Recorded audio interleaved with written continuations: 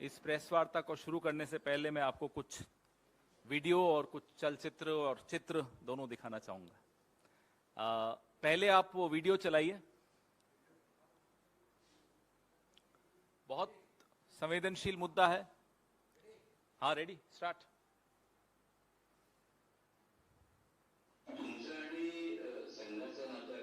फार बालपणापासून आहे, तर त्याबद्दल त्याची संघामध्ये शिकवण म्हणा, त्याचे आदर्श म्हणा, त्याच्या काही आठवणी याबद्दल तुम्ही काय सांगता?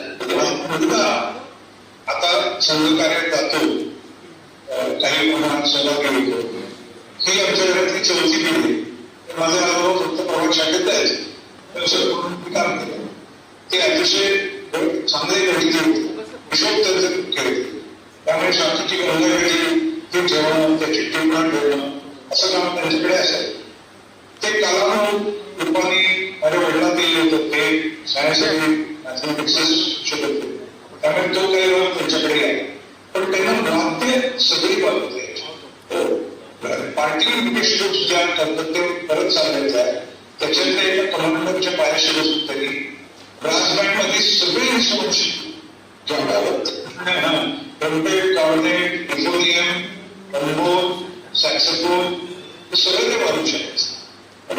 ते त्यांनी इथे पुण्याकडे आणि लोकांना शिकवलं. मी त्याच्यातलं हार्मोनियम आणि सॅक्सोफोन हे शिकू शकतो. आणि 1992 ते 1982 ते 1996 या 14 वर्षाच्या काळामध्ये मी पुण्याच्या गोष्टींमध्ये सॅक्सोफोन वाजवत असतो. अशी व्यक्तिमत्व तुम्ही बघितले. मला त्यांनी पहिल्यांदा शाखेचे गुरु केले. ते खरं बरोबर पुण्यात येऊन संघ शिकणारे संपूर्ण संघाच्या इतिहासामध्ये संघाच्या देशासाठी म्हणून प्रचारक म्हणून तयार केलेले सुब्बू श्रीनिवासन म्हणून असतात. त्यांना त्यावेळेला कम्युनिस्ट वगैरे बाकी भाषा घेतली. ते हिंदी त्यांचं चालो प्रतीक भौतिक बागेत. अशा व्यक्तीचा हात धरून मी तुला व्यक्ती मला वाटतं तुम्ही 5 वर्षाच्या असल्यापासून सांगण्यात एक तर करायचं ती रस्ता क्रॉस करायची, मदत करायची. स्वतंत्र करून रस्ता क्रॉस करून जाता येणार. ये अभी भी डीआरडीओ की वेबसाइट पे आपको ये फोटो दिखेगी। डायरेक्टर है ये डीआरडीओ में, प्रदीप कुरुलकर। ये फोटो आज अभी अगर आप वेबसाइट खोलते हैं तो डायरेक्टर की फोटो अभी भी यही दिखती है।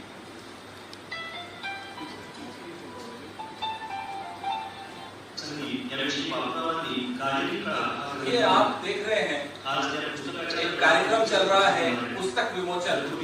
संघ प्रमुख मोहन भागवत जी, संचालक यहाँ है इस कार्यक्रम में, और ये प्रदीप कुरुलकर जी अब अपनी पुस्तक पे यहाँ व्याख्यान दे रहे हैं। हेलो, मराठी में है, आप लोग समझ रहे हैं।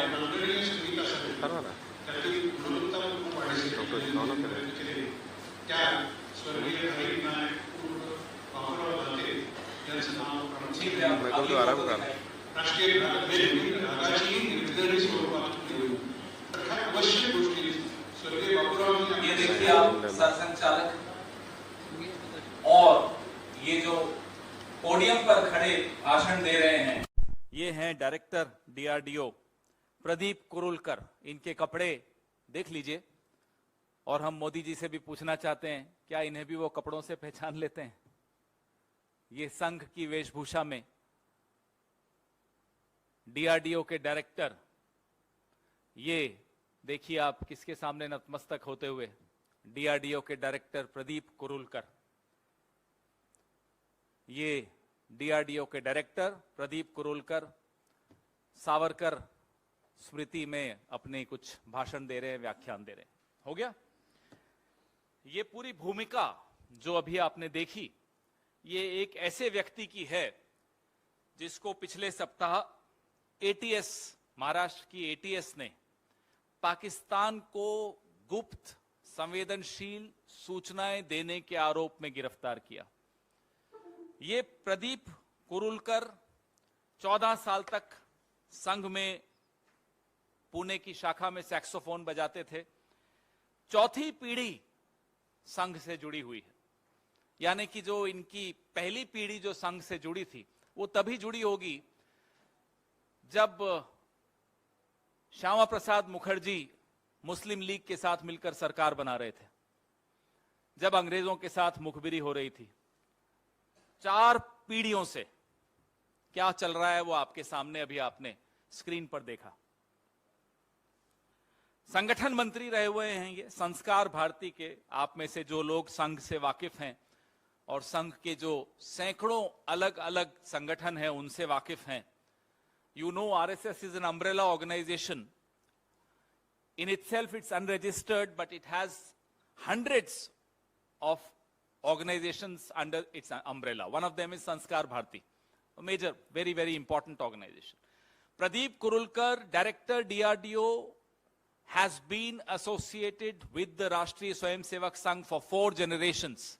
He used to play the saxophone for 14 years for RSS. He was for 12 years Sangathan Mantri of Sanskar Bharti. This is the 4th generation RSS Karyakarta Swayamsevak. And he was arrested by ATS for giving sensitive information to Pakistan through a woman. एक महिला के जरिए पाकिस्तान में ये संवेदनशील जानकारी दे रहे थे। कहते हैं हनी ट्रैप हो गए थे। असली हनी ट्रैप तो शाखा में जाने से होता है, वो होता है हनी ट्रैप कि आप डीआरडीओ में हैं और शाखा में जा रहे हैं। That is the real honey trap. और ये पहली बार नहीं हो रहा है दोस्तों। ध्रुव सक्सेना का नाम इस मंच से कई बार दोहराया गया, आपकी टेलीविजन पे, आपकी अखबारों में, आपकी डिजिटल स्पेस पे कई बार आप लोगों ने भी लिखा है। आईएसआई का मेन एजेंट बनकर ध्रुव सक्सेना भारतीय जनता पार्टी की आईटी सेल का मध्य प्रदेश का प्रमुख था। यह पहली बार नहीं हो रहा। यशवंत शिंदे का नाम भी आपको इसी मंच से कई बार मैंने खुद ने यह नाम लिया है। नांदेड़ में यशवंत शिंदे जो कि राष्ट्रीय स्वयंसेवक संघ के प्रचारक हैं, उन्होंने खुद हलफनामा देकर नांदेड़ की अदालत में खुद लिखकर कहा कि मुझे बम बनाने की ट्रेनिंग दी गई थी। यह अभी पिछले साल की बात है। वो अलग बात है कि सीबीआई ने वो हलफनामा लेने से इनकार कर दिया। तो हम जो आपको बताना चाह रहे हैं वो ये कि डीआरडीओ के डायरेक्टर के पद पर बैठा हुआ व्यक्ति पाकिस्तान को संवेदनशील सूचनाएं दे रहा है, हनी ट्रैप हो रहा है। 5 महीने, अक्टूबर 2022 में यह सिलसिला, हमारी जानकारी जो मीडिया में आई है उसके हिसाब से अक्टूबर 2022 में यह सिलसिला शुरू हुआ कि वो व्हाट्सएप के जरिए इस महिला से, पाकिस्तानी महिला से लगातार आधी रात तक चैट करता था। 5 महीने, और फरवरी में जाकर इसका लैपटॉप और इसके फोन जब्त किए गए, एटीएस को सौंपे गए। अब 5 महीने में या उससे पहले क्या हो रहा हमें नहीं मालूम, सरकार को नहीं मालूम पड़ा। और डीआरडीओ ऐसा विभाग है जो सीधे सीधे प्रधानमंत्री के नीचे आता है। पेगासस कहां गया? मेरे और आपके मोबाइल में था। प्रदीप कुरुलकर के मोबाइल में पेगासस होता तो शायद पहली व्हाट्सएप चैट में ही पकड़ा जाता।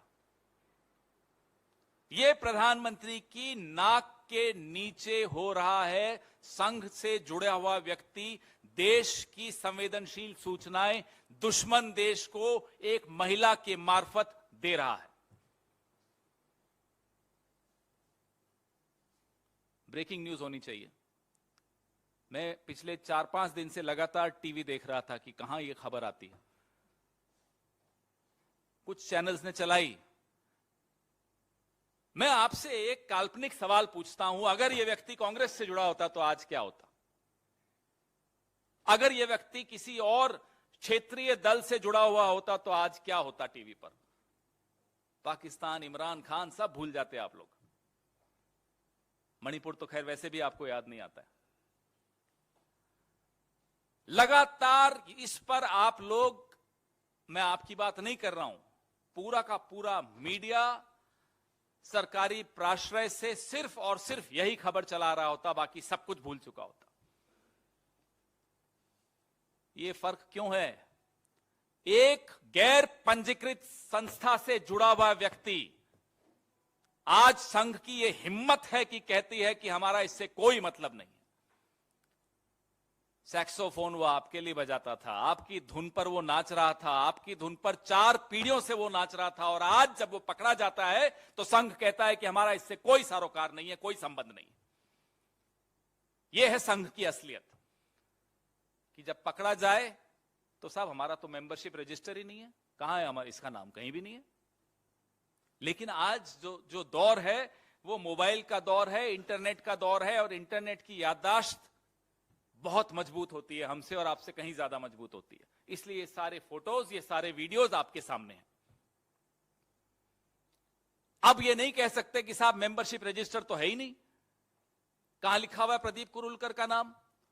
प्रदीप कुरुलकर की अपनी जुबानी आपने टीवी पर देखा, आपने स्क्रीन पर देखा, मोहन जी भागवत बैठे हुए हैं और प्रदीप कुरुलकर व्याख्यान कर रहे हैं, अपनी पुस्तक के बारे में बात कर रहे हैं, संघ का गुणगान कर रहे हैं, संघ का स्तुतिगान कर रहे हैं। अब बताइए ये संबंध है या नहीं है? अब मैं आप पर छोड़ता हूं।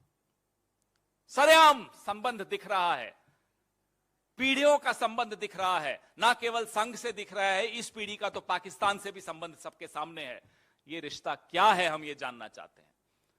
यही सरकार है भारतीय जनता पार्टी की कि जब आईएसआई को आप पठानकोट में बुलाते हैं निरीक्षण करने, तो क्लीन चिट आईएसआई को देते हैं कि साहब इन्होंने तो बड़ा सहयोग दिया जांच में, और ये तो कहते हैं कि पठानकोट में भारतीय सैनिकों ने ही खुद हमला बोल दिया। देखिए ये शर्मनाक बात है या नहीं, मुझे बताइए। ये संबंध आपको दिखाते हैं कि इनका असली चेहरा क्या है। ये वही डीआरडीओ है जो जवाहरलाल नेहरू ने बनाया था। ये वही रिसर्च लैब है डीआरडीओ की जो इंदिरा गांधी ने बनाई थी। इस पे बैठा कौन है? संघ से जुड़ा हुआ एक जासूस, पाकिस्तान का जासूस बैठा है इसमें। शर्म आनी चाहिए उन लोगों को जो नेहरू जी के नाम पर इस तरह की बातें करते हैं सुबह से शाम तक सोशल मीडिया पर, या इंदिरा जी के नाम को बदनाम करने की कोशिश करते हैं। देखिए फर्क, वो पीढ़ी हमारी पार्टी के उन नेताओं की पीढ़ी जिन्होंने डीआरडीओ बनाया, और इनके संघ के वो लोग, चौथी पीढ़ी के लोग जो डीआरडीओ में रहकर आस्तीन के सांप बनकर पाकिस्तान के साथ एक जुगलबंदी गा रहे हैं। व्हाट्सएप पे एक महिला के साथ दोस्ती करते हुए मिसाइल्स की तस्वीर स्मगल कर रहे हैं। ये व्यक्ति आकाश और अग्नि जैसे प्रोजेक्ट्स में बड़ी महत्वपूर्ण भूमिका निभा रहा था। अगर अब भी हमारी आंखें नहीं खुली, देश की आंखें नहीं खुली, आपकी आंखें नहीं खुली, हमारी आंखें नहीं खुली, तो उसके बाद कुछ देखने को भी नहीं रह जाएगा, भले ही आंखें खोल लीजिएगा।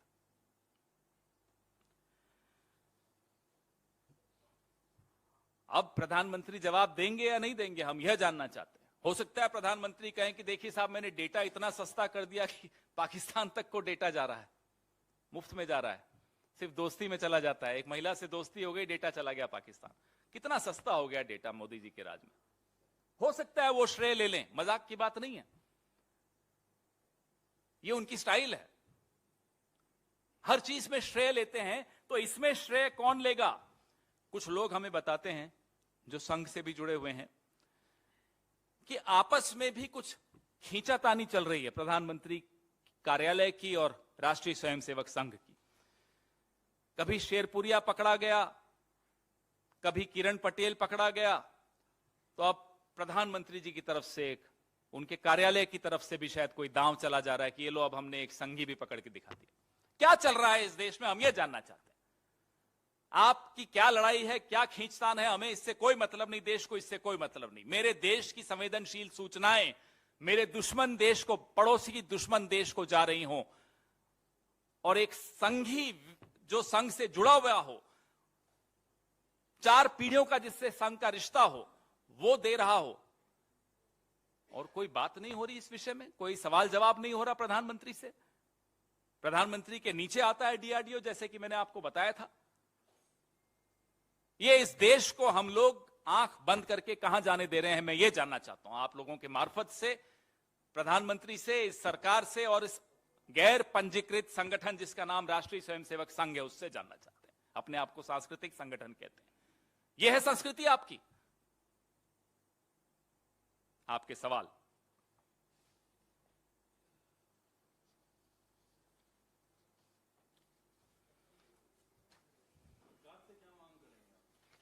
प्रधानमंत्री जवाब दें, हम सिर्फ अब जवाब मांग रहे हैं। हम जवाब इसलिए मांग रहे हैं कि एक पैटर्न है, लगातार हो रहा है। ध्रुव सक्सेना के वक्त भी कोई जवाब नहीं आए थे। यशवंत शिंदे जो अंदर से संघ का प्रचारक होकर संघ के विषय में इतनी विस्फोटक जानकारी देश के सामने उसने साझा की, कोर्ट में हलफनामा देकर साझा की, कोई जवाब नहीं आता। और अब ये डीआरडीओ का डायरेक्टर, ये वैज्ञानिक 4 पीढ़ियों से संघ से जिसका रिश्ता हो, जो संस्कार भारती का संगठन मंत्री रहा हुआ हो, वो सरेआम पकड़ा जाता है पाकिस्तान को संवेदनशील जानकारी देते हुए।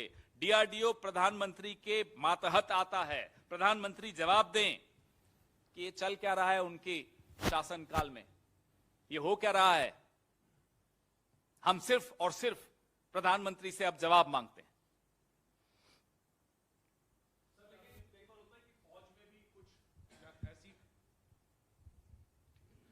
जिस तरह खबरें आती हैं कि फौज में भी कुछ ऐसे खुलासे होते हैं कि कुछ जासूस दूसरे देशों के निकलते हैं, तो सवाल पूरी सेना पे या फौज पे खड़ा नहीं होता। उसी तरह से अगर कोई आरएसएस का वर्कर या मेंबर अगर इस तरीके में पकड़ा जाता है तो पूरे ऑर्गेनाइजेशन पे, पूरे डीआरडीओ पे कोई सवाल नहीं लग रहा। आरएसएस पे, पूरे डीआरडीओ पे कोई सवाल नहीं लग रहा।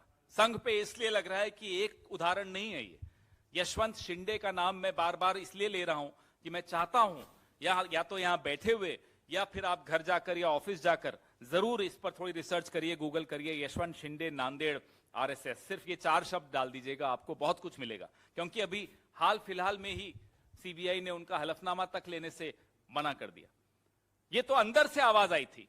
और आप कहते हैं पूरे संघ के विषय में नहीं बात करूं, तो एक भोपाल की सांसद हैं, शहीद हेमंत करकरे के विषय में अभी 2 साल पहले उन्होंने क्या कहा था वो आपने भी सुना, मैंने भी सुना। मेरा तो सर झुक गया शर्म के मारे कि इस राजनीति में एक ऐसी व्यक्ति भी है जो एक शहीद हेमंत करकरे के लिए इस तरह की टिप्पणी कर सकती है। प्रज्ञा ठाकुर उसका नाम है।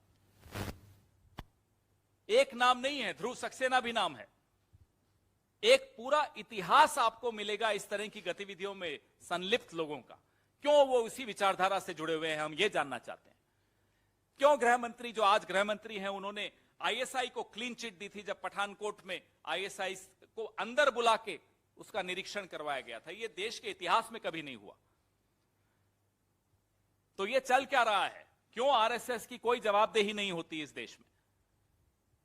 बाय 1 गेट 1 फ्री, वोट दिया बीजेपी को, ऊपर से आरएसएस फ्री, क्यों? और क्या कर रही है आरएसएस इस देश में? इस देश में आरएसएस से जुड़े हुए लोग अगर पाकिस्तान के साथ मिलकर इस तरह से सीक्रेट्स दे रहे हैं, जासूसी कर रहे हैं, तो आपको क्या लगता है कि हम संघ से सवाल नहीं पूछेंगे? मैं इसीलिए आपको उदाहरण दे रहा था कि अगर कांग्रेस से जुड़ा हुआ होता या किसी और राजनीतिक दल से जुड़ा हुआ होता तो क्या आप ये सवाल पूछते कि पूरे दल की बात मत करिए? पवन जी, आपने एक और बात बोली कि पीएमओ और संघ के बीच में कुछ रिश्ते खराब चल रहे हैं, कि किस आधार पे आप ये बात कह पा रहे हैं? नंबर 1। नंबर 2, आपसे पूछना चाहूंगा, अगर डीआरडीओ का चेयरमैन नियुक्त हो रहा है या और ऐसी संस्थाएं हैं जहां के प्रमुखों का चयन हो रहा है, वहां पर आप इस बात की भी मांग कर रहे हैं, क्या स्क्रूटनी इस बात की होनी चाहिए कि वो किसी संस्था से या किसी संगठन से जुड़े हुए ना हो? संघ के लोग, हमारी जानकारी में आया है, आपकी भी जानकारी में आया है, हर मंत्री के साथ एक ओएसडी या एक पीएस संघ की तरफ से या संघ से संबंधित एक संस्था की तरफ से प्लांट किया जाता है। वो क्यों होता है वहां, हम जानना चाहते हैं। सरकार पे नजर रखने का है या इस तरह के काम करने को है या कुछ और काम है जो हमें नहीं मालूम है, कुछ और चल रहा है वहां। जाहिर सी बात है, एक ऐसा संगठन जिसकी कोई जवाबदेही इस देश में नहीं है, जो पंजीकृत तक नहीं है, जो इनकम टैक्स नहीं देता, उसको इतनी महत्वपूर्ण भूमिका हो जाए कि देश का, देशवासियों का, मेरा आपका भविष्य वो तय करे, बिना जवाबदेही के वो भविष्य हमारा तय कर रहा हो, तो सवाल भी उठेंगे और लगाम भी कसी जाएगी सही वक्त आने पर।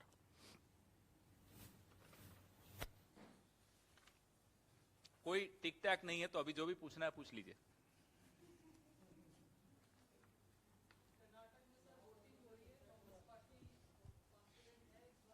पूरी तरह से आत्मविश्वास पूरा है। 13 तारीख को बात करेंगे। अब अभी कुछ बोलने में फिर हम पर तो तुरंत नोटिस आ जाता है ना, उधर नहीं जाता नोटिस।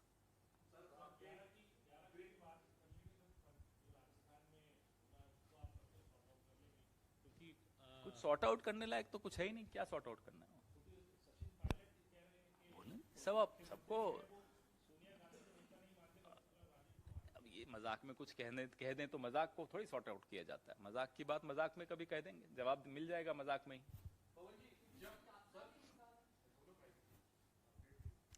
अब माइक चाहिए उन्हें। सर जब सचिन पायलट धरने पर बैठ रहे थे, तो उस धरने को एंटी पार्टी बताया गया था कांग्रेस की तरफ से। अब जब वो कल से एक यात्रा निकाल रहे हैं, जिसकी घोषणा उन्होंने कल की, वो यात्रा जो है वो एंटी पार्टी है या प्रो पार्टी है, या उस यात्रा पर पार्टी की क्या राय है? एक कांग्रेस या कोई भी संगठन या कोई पार्टी होती है, उस राज्य का एक प्रभारी होता है। प्रभारी के संज्ञान में सब जो भी हो रहा होता है। प्रभारी सबसे चर्चा करने के बाद कोई निष्कर्ष पे पहुंचता है। निष्कर्ष में का क्या अंश सार्वजनिक करना है वो आपसे साझा कर देगा। आपके भी सवाल का जवाब मिल ही गया। हाँ, मतलब आपने उनके सवाल को जवाब दे दिया, तो एक जरा सा मेरे सवाल का जवाब दीजिए। आपने कहा कि हर पार्टी में ऐसा होता है कि प्रभारी होता है, हमारी पार्टी में तो होता है। तो आपकी पार्टी में ऐसा तो नहीं होता है कि एक राज्य के दो बड़े नेता सार्वजनिक रूप से एक दूसरे की आलोचना सार्वजनिक मंच से करे और एक दूसरे को आईना दिखाने का काम करे और ये कहे कि मैं तो भ्रष्टाचार के खिलाफ, वो भी बीजेपी के समय के भ्रष्टाचार के खिलाफ आवाज उठाना चाह रहा हूं, और उसको भी संज्ञान में ना लिया जाए और ये लगातार होता जा रहा है? तो जानबूझ के कांग्रेस पार्टी क्या राजस्थान को पंजाब के रास्ते पे ले जाना चाहती है?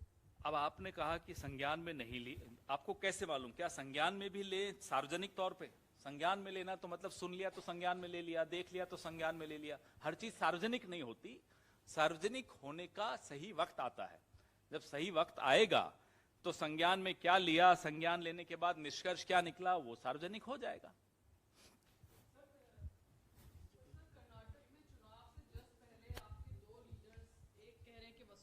सरकार बचाई, मुख्यमंत्री हैं राज्य के, दूसरे कह रहे हैं कि वो तो सोनिया गांधी उनकी नेता नहीं है, उन्होंने बता दिया। तो ये एंटी पार्टी एक्टिविटी नहीं, इसको जैसा मैंने आपको कहा, वहां के जो प्रभारी हैं वो पूरे मामले को समझ के, सबसे चर्चा करके, फिर जो निष्कर्ष वो निकालेंगे, वो निष्कर्ष आपसे भी हम साझा करेंगे। हो सकता है आप हमसे साझा करें, कई बार आप लोगों को हमसे पहले मालूम पड़ जाता है, तो तब इस पर चर्चा करें तो ज्यादा उचित रहेगा। सर, आपने बोला कि मजाक में पायलट साहब ने बोला ये बात, तो ये आपने क्या वाकई ऐसा मुझे मजाक में लगा बोला है? क्योंकि मैं हंसा सुनकर। तो जिस चीज पे मुझे हंसी आई वो मुझे जोक लगता है, तो मैंने हंस लिया। इसलिए मैंने कहा कि हो सकता है मजाक किया हो।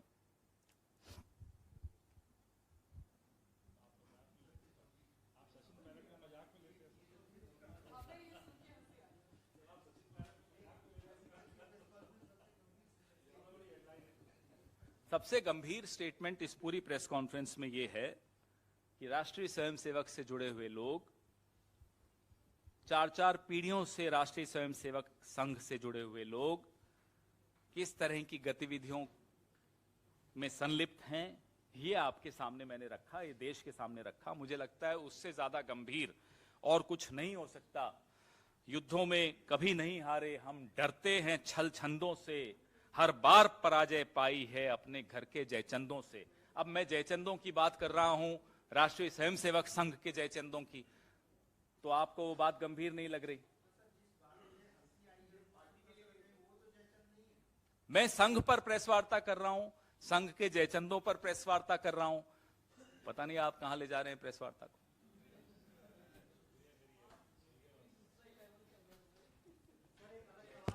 हाँ, पूछिए।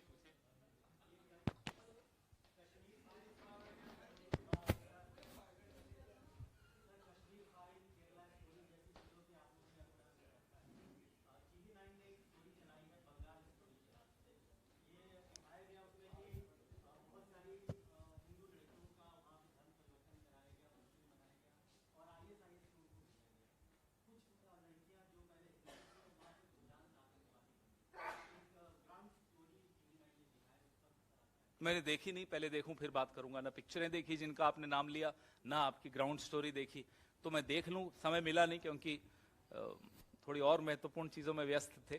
थोड़ा फ्री हो जाएंगे तब मनोरंजन भी कर लेंगे, तब मैं जरूर देखूंगा। मनोरंजन पे भी एक प्रेस वार्ता जरूर करूंगा।